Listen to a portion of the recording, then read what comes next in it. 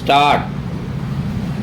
गेले 3 दिवस आपल्याच राज्यातील 3 वेगवेगळ्या शासकीय संस्थेतील रिक्त पदांबद्दल वर्तमानपत्रात काळजी वाटावी अशा बातम्या वाचण्यात आल्या।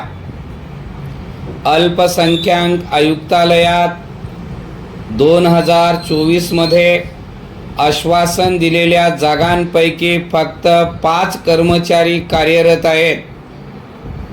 बाकीची सर्व पदे रिकामी आहेत। मुंबई व मुंबई परिसरातील महानगरपालिकांचे, नागपूर व अन्य विभागांचे लेखापरीक्षण करण्याच्या 1346 जागा रिक्त आहेत। तिसरी वार्ता दिव्यांगासाठी काम करणाऱ्या विभागाची। 2.5 वर्षापूर्वी हा विभाग सुरू झाला। 2063 मंजूर पदे होती।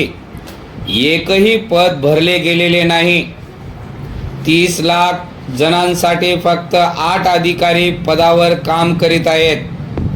आता हा विभाग खऱ्या खोट्याचा पडताळा करणार, तोही वेगवेगळ्या जिल्ह्यांमधून आलेल्या माहितीचा। या रिक्त पदांच्या बातम्या फक्त गेल्या 3 दिवसातील आहेत। यामध्ये आणखीन अनेक विभागांची भर घातली तर सरकारच्या प्रत्येक खात्यात मोठ्या प्रमाणावर जागा रिक्त आहेत याची आपल्याला कल्पना येते। परिच्छेद हे असे का होते, जर कोणाला विचारले तर त्याची काही ठळक उत्तरे येऊ शकतात। एक अप्रिय पण खरे उत्तर म्हणजे सरकारच्या तिजोरीत खडखडाट आहे। कोणत्याही नव्या पदांची भरती करण्यापूर्वी अर्थ खात्याकडून मान्यता यावी लागते। बाकी सर्व सोपस्कार पूर्ण होण्यानंतर ही मान्यता असली तरच पदावर व्यक्ती नेमण्याची मुभा असते। अशी अनुमती मिळवल्यानंतर त्या पुढील प्रक्रिया अर्ज मागवणे, चाळणी, मुलाखती, निवड, वैद्यकीय तपासणी, मग प्रत्यक्ष व्यक्ती कामाला सुरुवात करणे। यामध्ये काही महिने, कदाचित वर्षे सुद्धा जाऊ शकतात। तोपर्यंत मंत्र्यांची खाती बदलतात, अधिकारी वेगळ्या विभागात बदली होऊन जातात आणि दिलेल्या घोषणा, आश्वासने हवेत विरतात।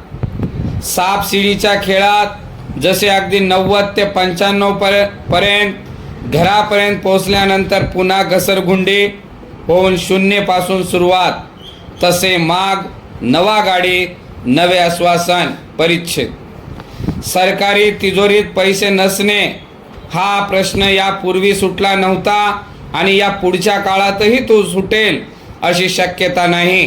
कारण अशा प्रकारे पदभरतीतून मतभरणी होत नाही हे सर्व राजकीय नेत्यांना माहीत असल्यामुळे त्याऐवजी चमकोगिरी व फलकबाजी करण्यासाठी उपयुक्त असलेल्या योजना वर त्यावर भरपूर उधळपट्टी होते। त्यामुळे कुठून तरी पैसा खेचला जातो। आणखीन एक कारण म्हणजे या पदावर निवडीसाठी आवश्यक असलेले निकष।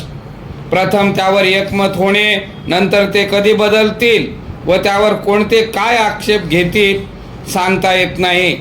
निवड प्रक्रियेनंतर किंवा चालू असतानाही अनेकदा ज्यांची निवड झालेली नाही किंवा होण्याची शक्यता नाही तेच उमेदवार अकसाने किंवा खरोखरीच अन्याय झाला या भावनेने न्यायालयात धाव घेतात। एकदा न्यायालयाकडे अशा काही व्यक्तींनी धाव घेतली आणि न्यायालयाने पदभरती प्रक्रियेवर आक्षेप घेतला तर ही प्रक्रिया त्याच ठिकाणी ठप्प होते।